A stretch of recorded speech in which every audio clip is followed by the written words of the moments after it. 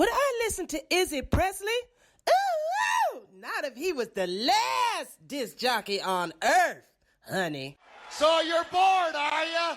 I've come here to break your monotony. Let me have my piece, because I'm shooting with this one, folks. I don't care, man. The unscripted, uncensored, loose cannon of commentary. Why did you say that? Why? What? You come out with stink like that? Poop. Your poop mouth. Poop out of your mouth. See, son? Old legends never die. They just lose weight. Like a legend and an out-of-work bum look a lot alike, Daddy.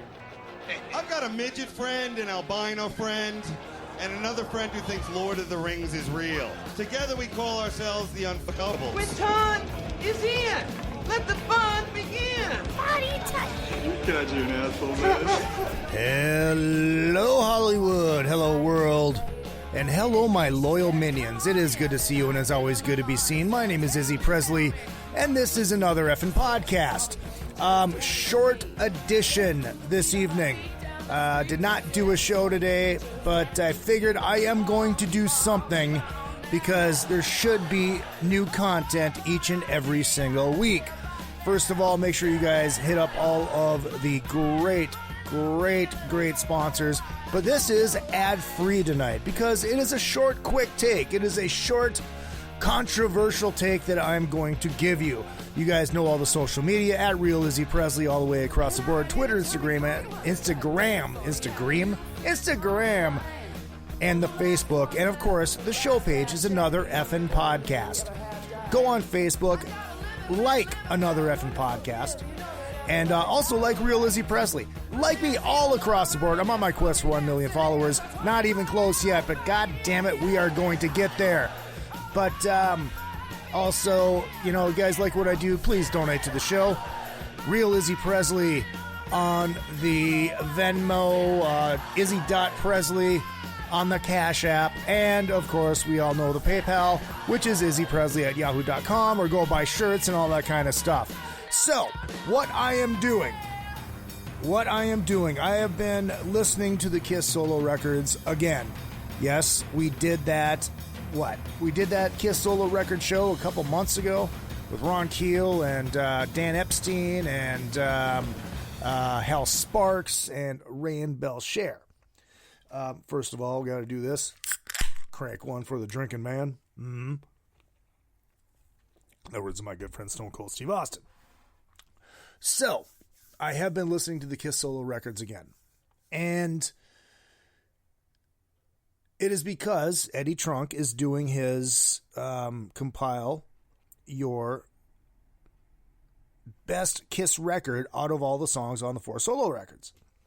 And mine is going to change. I'm not going to reveal that here because I am going to try to call into Eddie on Thursday to do it on Sirius XM. But listening to these records, my list is actually going to change a little bit. I am doing mine as if they did it as a band, which is actually going to change the sound of all the songs because you'll have the band instead of the solo bands, recordings, stuff, which we all know. So, I have come up with a very controversial take. And this is regarding the Peter Criss solo record.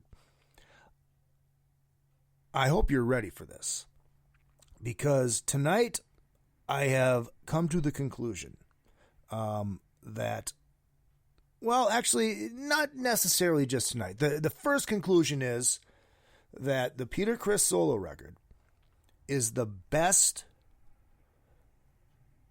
I shouldn't say the best.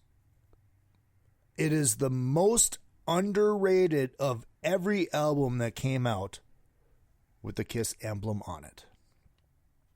Izzy, how can you say that? Well, I just did. It is the most underrated because, look at it this way. Yes, I know you have a lot of these hipster wannabes trying to be all hip, going, ooh, but what about The Elder? The Elder's so good. No, it's not. But what about Unmasked? Unmasked and their Taco Bell menu of the songs. If you don't know what I mean, if you look at you go to Taco Hell for some god-awful reason, you go to Taco Bell, you look at the menu and go, you know what? Wow, that actually looks good. And then you eat it and you realize it's fucking Taco Bell. It's the same thing with the Kiss fucking Unmasked record. The Peter Criss solo record is the most underrated album Kiss put out with that Kiss logo on it. Now, I am going to take it one step further. Oh, it's true. It's damn true. The Peter Criss solo record is the best written album of the four. Now, don't get me wrong. Before you start freaking out, but oh my God, the Ace record and the Paul record. I did not say the best Kiss record of the four. I said the best album. The best written, the best album of the four. Not the best Kiss record, the best album of the four. Well, Izzy, how can you say that? Well, it's very, very simple. If you look at that time, if you look at that era, if you look at 1978, go back to Sirius XM 70s on 7. Listen to Casey Kasem. There will eventually come up with, a show from 1978, and you're going to listen to that. And then you're going to go listen to the Peter Criss solo record. And you are going to think to yourself, God damn it. You know what? 90% of these songs on this Peter Criss solo record, well, maybe 80%, because that'd be 9 out of the 10. At least 80% of those songs could have gotten on those charts. But Izzy, Ace is the New York Groove with the highest out of all of them. Yeah, I get that. The fact that it was put out as a Kiss record is why it got ignored. Now, I'm going to take it one step further. If the band had broken up in 1978 and they all went and did these solo records, put them out exactly like they were, but just as regular solo records, like when the Beatles broke up and they started putting out solo records, and Ringo had amazing success as a solo artist. But he's not Ringo. He wasn't in the Beatles. Yeah, I get it. I'm just making a freaking comparison here. So you take those solo records and take that Kiss logo off of them. Take that makeup off of them. And Peter Criss's album was promoted correctly. Those songs fit that era. 1978, Casey Kasem's Top 40 Countdown. Those songs sound like a majority of those songs in that countdown. And they are just as good as those songs in that countdown. The rest of the band doesn't sound current at all, unless you're looking at the rock era. And actually, if you think about it, Kiss never really did sound current in their era. They just sounded like fucking Kiss. Until, I Was Made for Lovin' You came out. But Peter's record, in that time, in that era, fit best with what was popular. You take the opening track, for instance. You take I'm Gonna Love You. You take You Matter to Me. You take Rock Me Baby. Hooked on all of these songs are great pop rock songs. They're not great Kiss songs. Because they sound nothing like Kiss. A majority of the stuff on the other 3 albums sound like Kiss.